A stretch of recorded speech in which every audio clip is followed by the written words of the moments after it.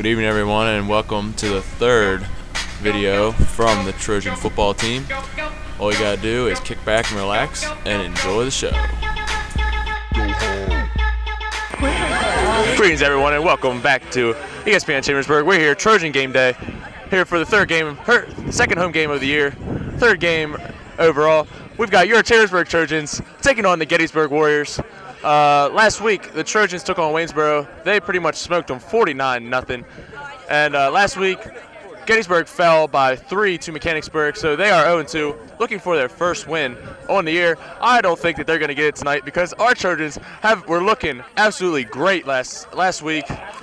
They just absolutely dismantled Waynesboro, running through them, over them, around them, just everywhere. We're just going to send it over to weatherman Andrew Byers. Thanks, Kyle. As I look up the weather here, it is 70 degrees at kickoff, partly cloudy as you can see. It's really windy. Look at that flag blowing. 9 miles an hour out of the north. Humidity is 52%. That's really going to slow down the passing game tonight with that ball. It's just not going to fly the same.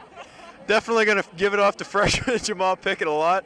He's going to be running it all over the field tonight.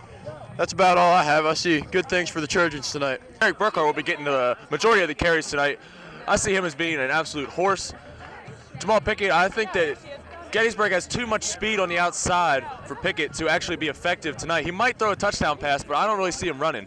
So look for Derek Burkhardt up the middle, all over the place. For the game tonight, I have Chambersburg 28, Gettysburg 21, and we also have a guest appearance by one Zane Bard, the one and only. Let's see what he has to say.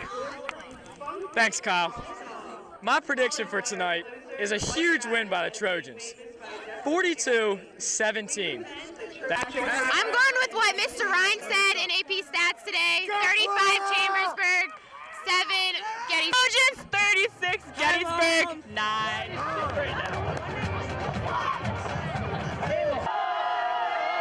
And here come your Trojans.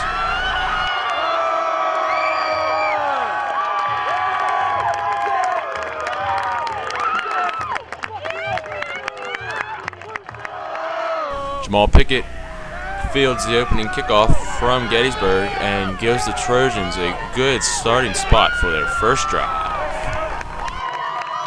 Interesting decision as junior Matt Harbaugh started the game at quarterback. Here he is taking the option, and here he is again keeping it himself as he moves it across midfield for the Trojans. And here he goes again, taking it around the outside for a first down. 2 plays later, Harbaugh hands it off to Pickett on the counter. He breaks through the Gettysburg defense, and nobody's catching him. He's in for the first score of the game.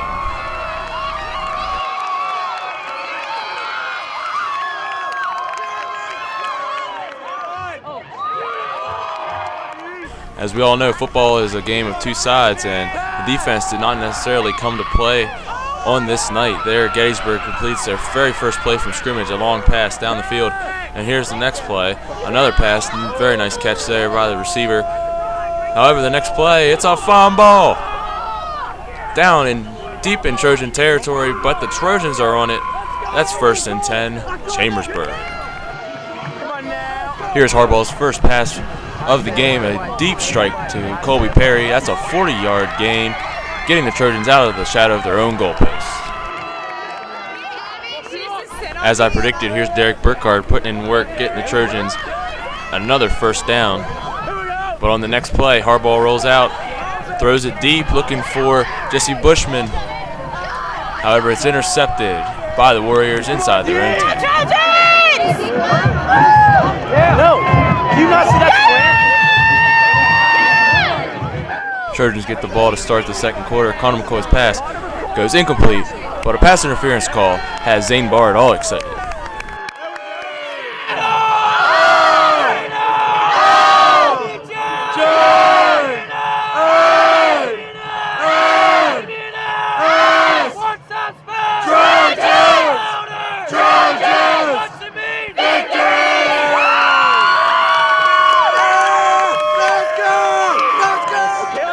Keon Teal gets the carry around the left side.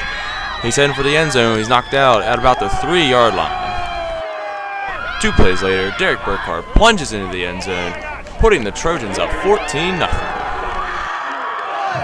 2, 3, 4, 5, 6, 7, 8, 9, 10, 11, 12, 13, 14. Here goes DJ Johnson through the right side. One of 13 plays that went for at least 15 yards on the night for Gettysburg. Seth Stein breaks for the Gettysburg line here to keep the Warriors out of the end zone for the time being. Here, Rashard Hendrickson makes the grab, brought down just short of the goal line, setting up 1st and goal for the Warriors. Very next play, they punch it in, cutting the Trojan lead in half, 14-7. Here's another big play. On about 3rd and a mile, Gettysburg completes a screen pass, giving them another 1st down. However, on the very next play, Chase Whiteman forgets his team is in the white jerseys, and he throws it right to Colby Perry, who comes up with the interception, putting the Trojans back in business.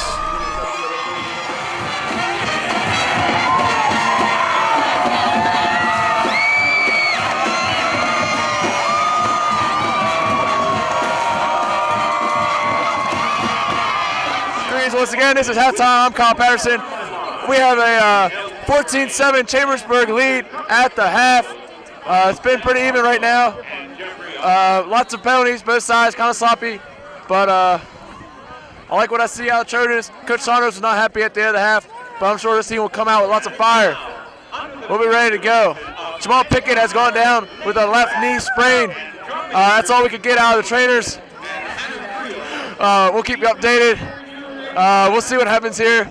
Second half, hopefully we get our 2nd win of the year. Zane Barr, what do you got to say, Zane? I don't have a voice anymore. I don't have it to, but it's awesome. Go Trojans! That's all we got from this halftime report. We'll catch you later with postgame. After the halftime report, camera decided to die on me, so let me give you the rundown. Gettysburg takes the 2nd half kickoff down, scores a touchdown, and then they score again on a long run, making it 21-14. However, after that, Connor McCoy marched his troops down late in the 4th quarter and scored a touchdown, long pass to Colby Perry. But then Gettysburg took it down, and they scored with less than a minute left. That gave them the win and sends the Trojans back to the whiteboard. They'll take on CD East next week at Trojan Stadium. Kickoff set for 7 o'clock.